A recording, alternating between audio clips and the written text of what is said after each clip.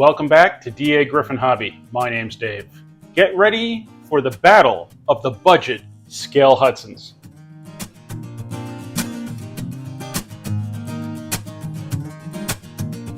The Lionel 783 MPC era Scale Hudson and this 5392 Williams Hudson. Before I put them on the track, I figured I'd weigh them to see how much each one of them weighed. The Lionel is 6 pounds and 11 ounces. The Williams engine is 7 pounds 9 ounces. There are a lot of similarities between these two, besides the fact that they share a mold. The Lionel one is just not as finished, as nice as the Williams one is. Along the top of the boiler on the Lionel version, you can see the seam from the casting.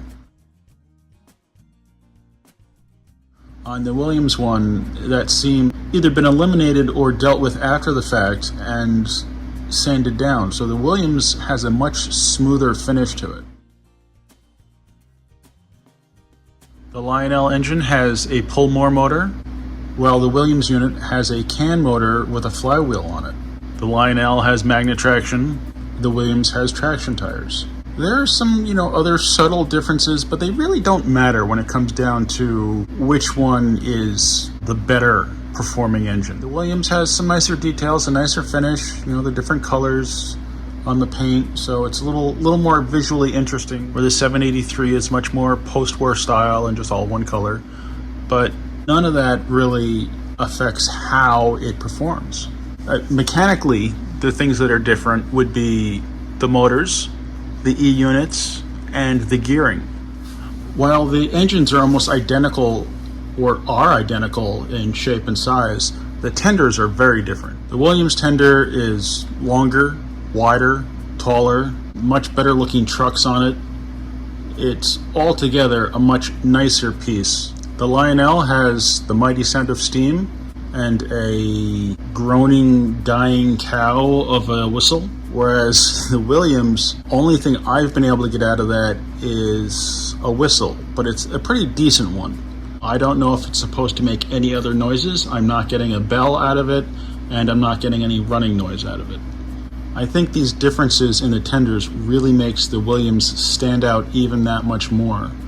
It's just a much more impressive tender than the Lionel. One other difference between these is that the Lionel engine, the E-unit, the mechanical E-unit is inside the engine. For the Williams, the electronic E-unit is in the tender. So the Lionel engine will run with any tender, but this Williams will only run with the tender that it came with because it has the E-unit in it. Now, on the aspect of price, I can really only go by what I paid for each of these. This Lionel Hudson cost me $250 shipped, whereas the Williams cost me $100 cash at a train show. Now, as you all most likely know, with the mechanical E-unit, it's going to start up in relation to where you had it last.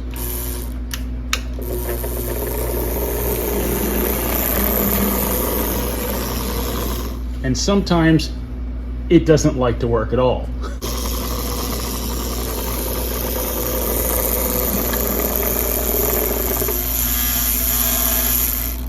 Case in point, it just stopped as it was moving, probably because I haven't run this much. And the E-unit in this one is due for a service. Now, the nice thing about the Williams is anytime you start to use it, it's going to start in forward gear, which is a nice plus of the electronic E-unit. It's also a lot quieter than this buzzing, humming, post-war style E-unit, but it's also part of the charm.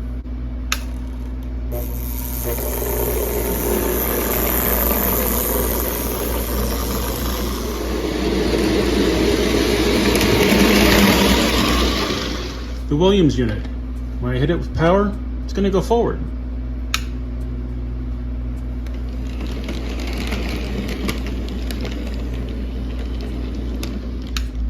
A nice thing about the electronic E-unit is you have to give it less power to get it to shift positions. Just a little bit of power and it registers the change. Sometimes with the old style mechanical E-unit, you really have to crank the voltage up to get it to engage fully so that it actually registers the change.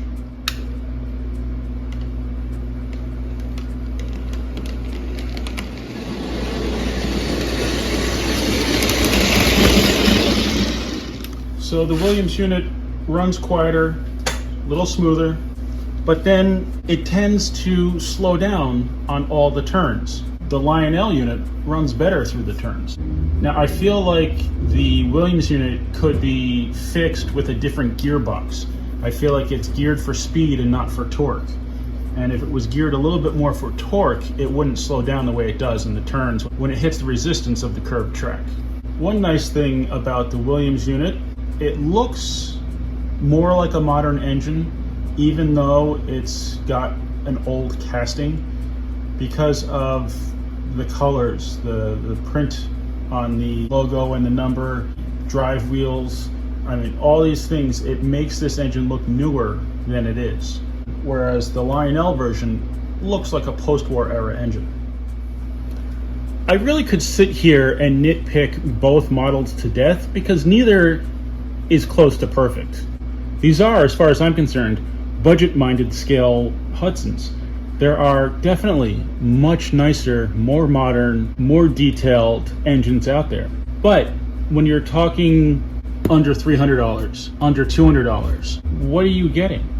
I mean, compare this to a basic post-war engine. Let's say that's all you've had up until this point, and you want something bigger, more impressive than your basic 264. Either one of these will be a fantastic addition to your roster.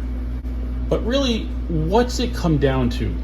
What's the important thing about any engine? I'm going to say it's how well it runs and how much it pulls. So I think we need to take a look at that.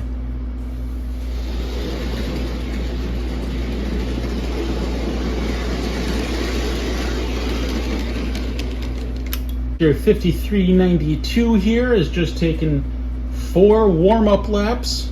I've got to decide what to put behind the engines because I know each of them could pull a monster amount of cars. I could go with the traditional 64 cars. Those always tend to limit me based on the quality of the trucks and the couplers, and I usually have, those cars tip over before anything else. So maybe I'll put on all these hoppers and see how they do. I mean, I know each one of them can pull this string of hoppers, so I'll add a couple more on there and we'll go from there. I have all of my hoppers hooked up to the engine right now. 21, I think. I'll have to count them as they come by. I've never pulled all these hoppers at once, so this will be fun. I've got engineer Bill here to help with the officiating.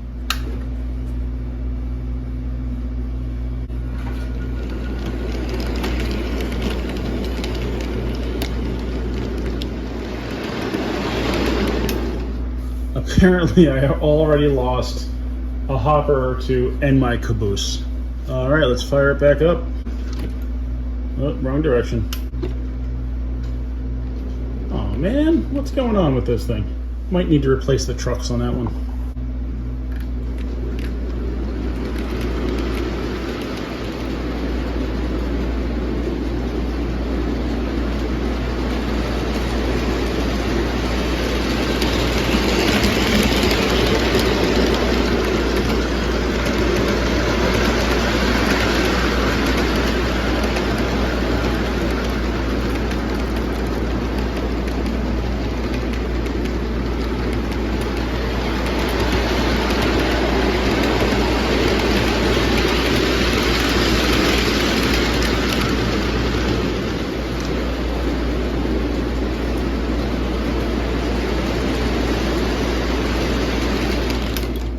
Well, it pulls them without problem. Even with all this weight behind it and the voltage set a little higher, it still definitely slows down around the turns. So let's see how the Lionel version does.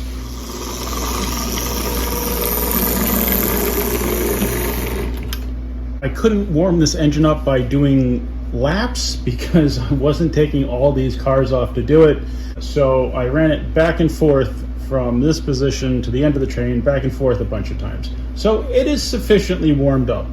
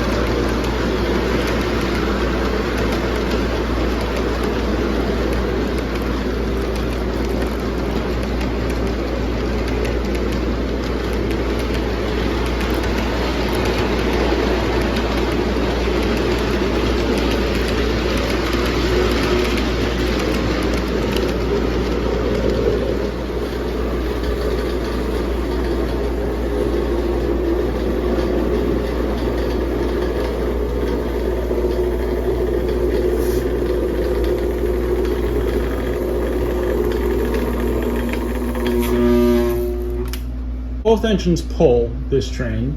Both engines slow down a little bit on the turns. I'd say the Williams one slows down a little bit more, but that tends to slow down more there anyway, even without the load.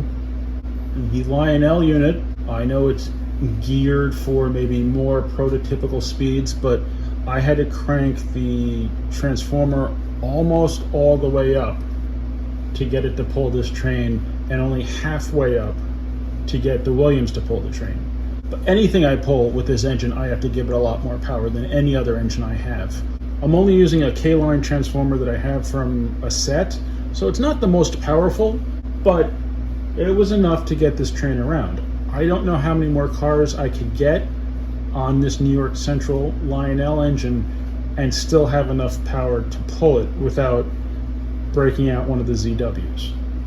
I put on the 3 MPH flat cars that I just recently got. So we'll go around again and see how it goes.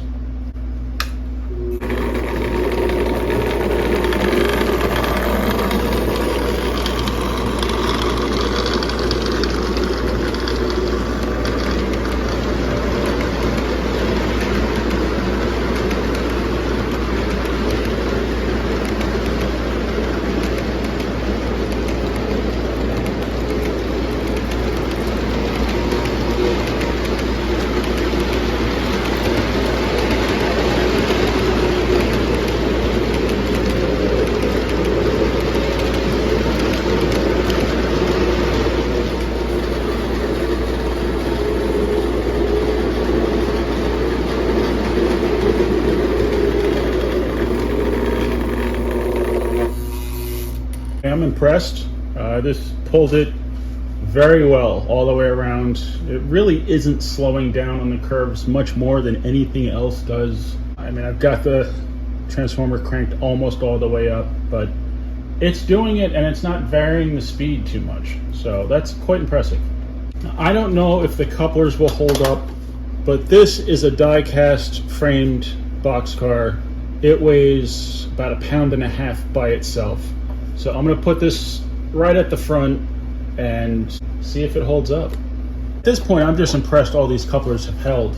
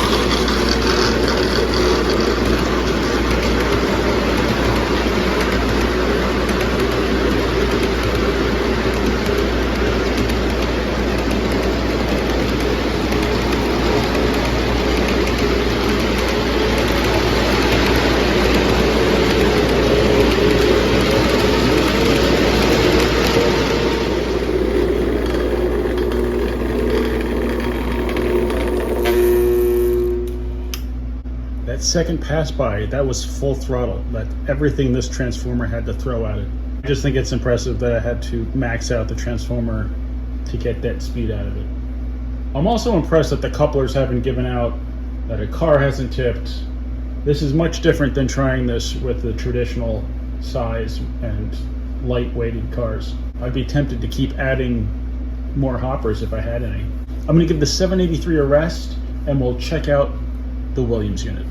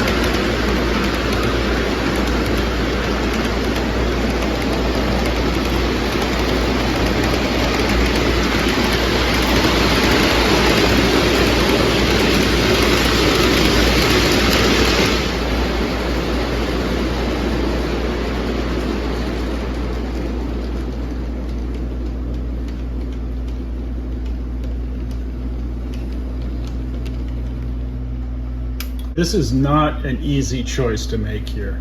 I feel like under the heavy load, the 783 and a more consistent speed.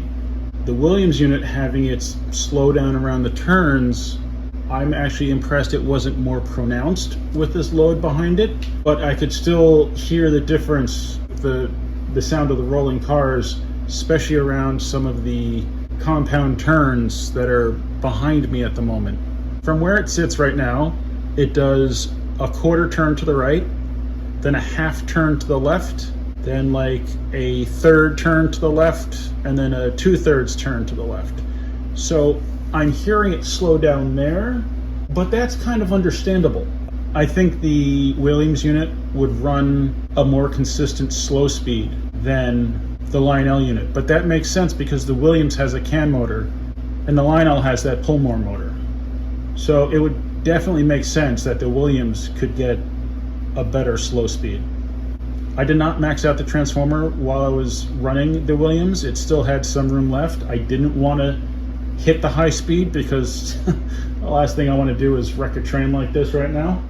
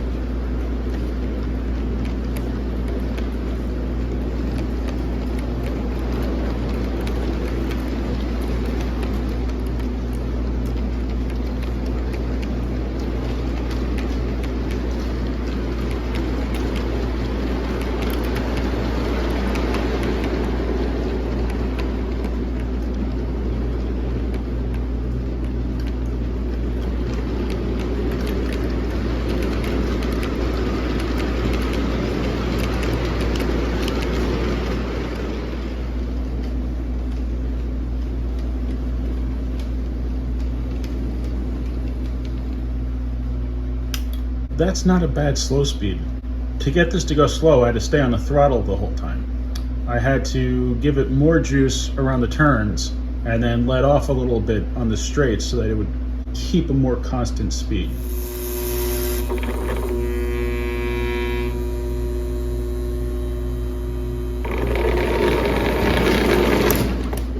Uh-oh, derailment. It was bound to happen at some point. Who's the culprit?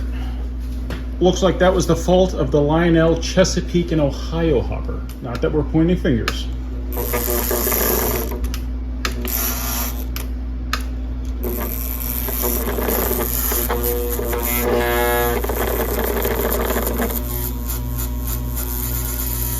Wow.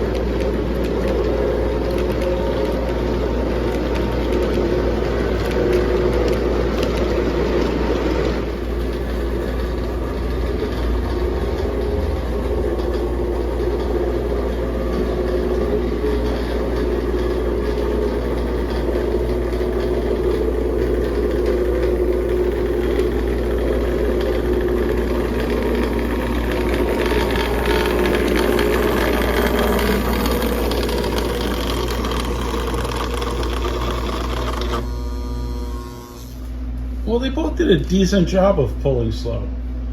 Once the Lionel was at a comfortable speed, it really was pretty consistent. I didn't have to stay on the throttle. Kind of kept its speed around the whole layout.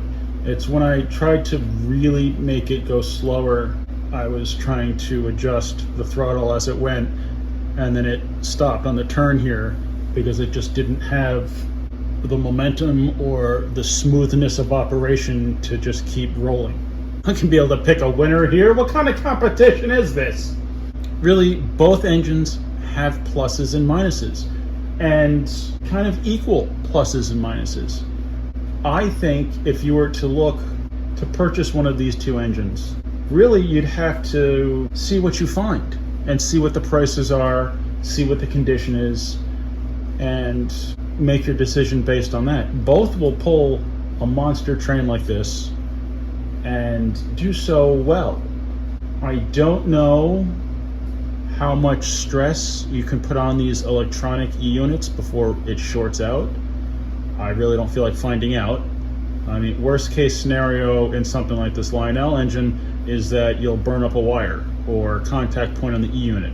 And that's easy enough and cheap enough to fix. Now, it's not hard to replace a reversing board in an engine, but that's probably going to cost you a bit more to do so. If I had to give one of these away right now, which one would I give away or sell? Which one would I get rid of? I'm gonna have to think on that. My tendency would be to keep the Lionel one because it's Lionel. Definitely gonna have to think about that. I'll get back to you on that one.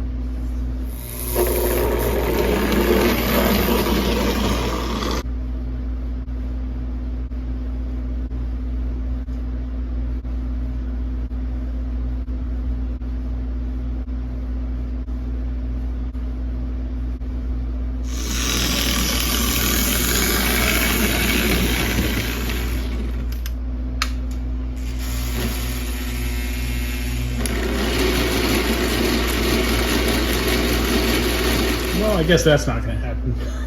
I had to try though.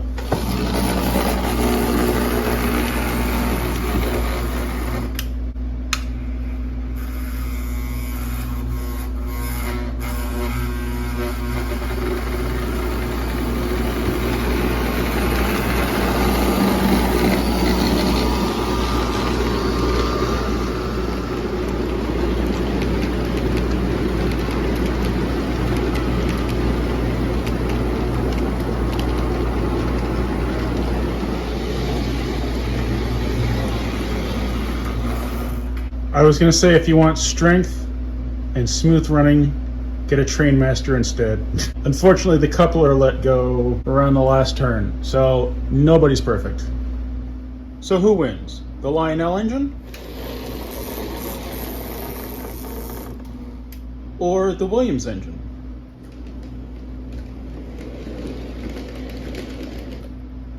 Well, when I started the video, I figured one of them would definitely come out on top.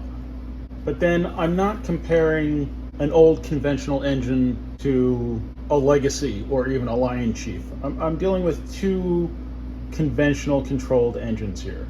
Sure, the E-units are different and the motors are different, but they're still going to have a lot of the same high points and low points.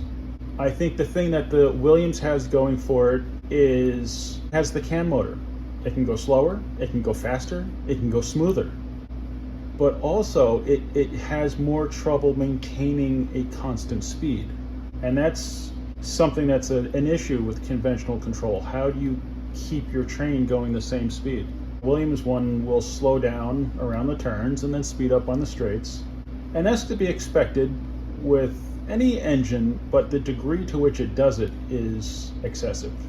The Lionel engine, while it won't go as slow or as fast, will maintain a more consistent speed. It has a sweet spot. It will stick there and it will pull a few cars or a lot of cars and really do an amazing job of maintaining the speed. So neither one is perfect, but neither one is bad either. I had been hoping one would be a clear outperformer and really stand out against the other. And that's just not the case. I think either of these engines would perform just fine. I think you have to have wide enough curves. I believe they'll each go around 042, but the 054 is much better for them. They just perform better around that. I wish I had larger radiuses to test, especially with the Williams engine, to see if it would handle the larger curves better than these tighter ones, but alas, I do not. So if you were hoping for a clear winner, a clear outcome, I apologize. We don't have one. But what we do have is two very decent scale Hudsons that are really very affordable.